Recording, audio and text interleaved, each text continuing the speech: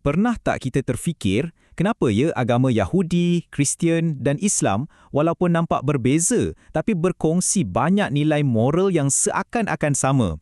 Sebenarnya ketiga-tiga agama besar ni dibina atas satu asas yang sama, kepercayaan bahawa panduan tentang baik dan buruk datangnya terus dari Tuhan. Dalam kupasan kali ini, kita akan terokai kerangka akhlak yang berakar umbi daripada wahyu ilahi ini. Okey, jom kita mulakan dengan satu soalan yang paling asas, yang mungkin kita semua pernah tanya pada diri sendiri. Macam mana sebenarnya kita tahu apa yang betul dan apa yang salah? Adakah ia sesuatu yang kita belajar dari masyarakat atau adakah ia datang dari sumber yang lebih tinggi? Bagi berbilion-bilion manusia di seluruh dunia, jawapannya bukan datang dari buku falsafah atau undang-undang negara, tapi dari sumber yang lebih agung.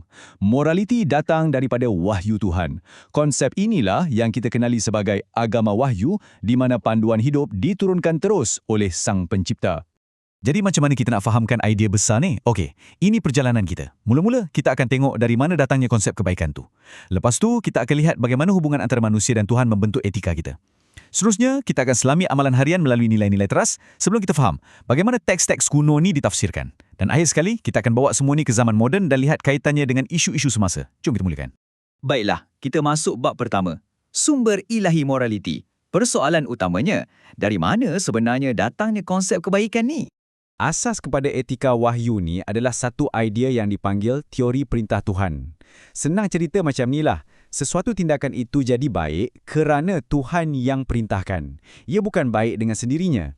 Jadi contohnya mencuri itu salah bukan semata-mata sebab ia merugikan orang, tapi yang utamanya sebab Tuhan melarangnya. Perintah itulah yang jadi penentu.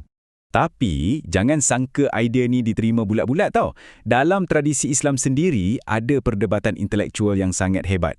Satu pihak berhujah, adakah sesuatu itu baik sebab Tuhan perintahkan atau Tuhan perintahkan sesuatu sebab ia memang dah sedia baik?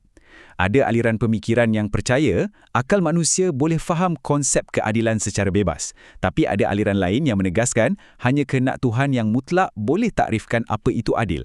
Ini tunjukkan betapa kompleksnya perbincangan tentang moraliti walaupun dalam kerangka wahyu yang sama.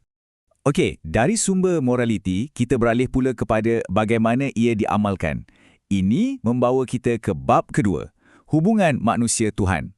Setiap agama ini ada cara unik untuk gambarkan hubungan ini, sama ada melalui perjanjian, kasih sayang atau penyerahan diri. Sebelum kita pergi lebih jauh, penting untuk kita faham istilah akhlak ni. Dalam teologi Islam, akhlak bukan sekadar moraliti. Ia merangkumi amalan nilai murni, adab sopan, budi pekerti. Pendek kata, ia adalah acuan yang membentuk kepribadian dan karakter seseorang.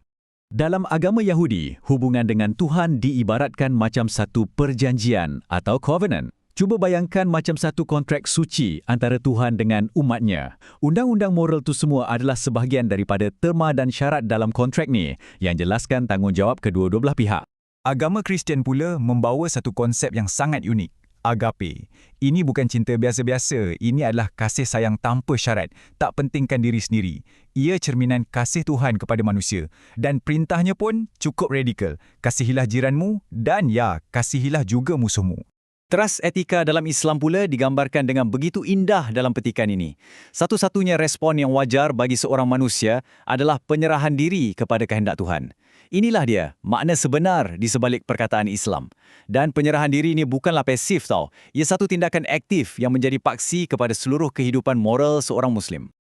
Seterusnya, jom kita tengok macam mana etika-etika ini diterjemahkan dalam kehidupan seharian. Kita masuk bab 3, nilai-nilai teras dan perintah utama atau dalam bahasa mudahnya, macam mana nak menjalani kehidupan yang baik. Dekat sini kita boleh nampak satu anjakan yang menarik. Falsafah Yunani klasik dulu sangat tekankan nilai-nilai seperti kebijaksanaan, keberanian dan keadilan untuk capai hidup yang baik di dunia. Agama Kristian pula ambil nilai-nilai ni tapi ditambah dengan 3 nilai teologi yang unik, iman, harapan dan kasih. Dengan kasih sebagai yang teragung, fokusnya beralih bukan lagi sekadar kehidupan duniawi, tapi kepada hubungan dengan Tuhan dan kebahagiaan abadi. Dalam tradisi Yahudi, ada satu konsep yang hebat, namanya tikkun olam. Ungkapan Ibrani ini bermaksud memperbaiki dunia. Ia merujuk kepada satu kewajipan etika untuk bertindak secara membina dan memberi manfaat kepada orang ramai. Ia adalah etika tanggungjawab yang aktif untuk menjaga kesejahteraan dunia kita bersama. Bagi umat Islam pula, kehidupan beretika bukan cuma soal niat dalam hati, tapi mesti dizahirkan melalui amalan dan ia distrukturkan dengan sangat jelas melalui 5 rukun Islam. Daripada pengakuan iman dan solat harian hinggalah kepada puasa, zakat dan menunaikan haji. Setiap rukun ni bukan sekadar ibadah ritual, tapi ia juga membentuk disiplin moral dan tanggungjawab sosial yang jadi teras kehidupan seorang Muslim. Sekarang, macam mana teks-teks suci yang dah berusia ribuan tahun ni boleh kekal relevan sampai sekarang? Kita masuk bab 4, seni mentafsir undang-undang. Di sini kita akan lihat macam mana tradisi-tradisi ini membangunkan kaedah yang sangat teliti untuk menterjemahkan wahyu kepada amalan harian. Dalam tradisi Yahudi, kalau ada dilema moden, jawapannya tak selalunya ada sebiji-sebiji dalam kitab Taurat. Sebaliknya, di sinilah peranan para rabai. Kekuatan mereka terletak pada keupayaan mereka untuk mentafsir teks-teks ni. Selama berabad-abad, hasil perbincangan dan debat mereka direkodkan dalam himpunan besar yang dipanggil Talmud, yang dah jadi macam perpustakaan kebijaksanaan untuk memandu kehidupan beretika.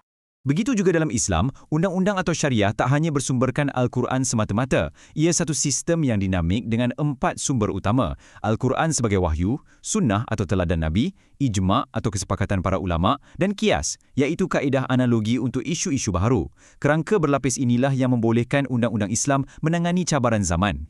Dan untuk bahagian terakhir, kita akan sambungkan kebijaksanaan kuno ni dengan dunia moden kita.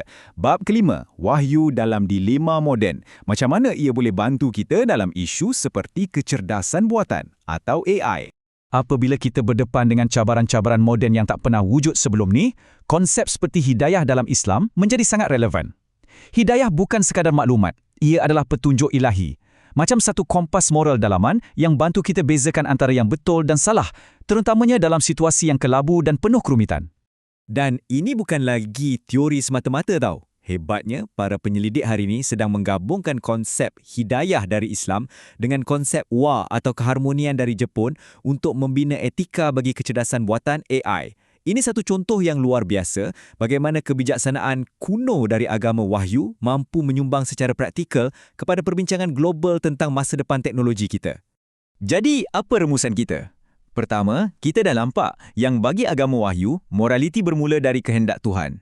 Kedua, hubungan unik dengan Tuhan, sama ada perjanjian, kasih atau penyerahan diri, itulah yang membentuk kewajipan etika kita. Ketiga, melalui nilai murni, perintah dan tafsiran yang kaya, tradisi-tradisi ini membina panduan hidup yang lengkap. Dan yang paling penting, kita dapati kerangka kuno ini bukan sekadar sejarah, tapi ia masih hidup dan relevan, malah membantu kita menyelesaikan dilema masa depan. Ini membawa kita kepada satu persoalan besar untuk kita renungkan bersama. Dalam dunia moden yang serba majmuk dan kadang-kadang keliru dengan pelbagai nilai, apakah sebenarnya peranan etika yang bersumberkan wahyu pada hari ini? Mungkin jawapannya lebih penting sekarang berbanding sebelumnya. Apa kata anda?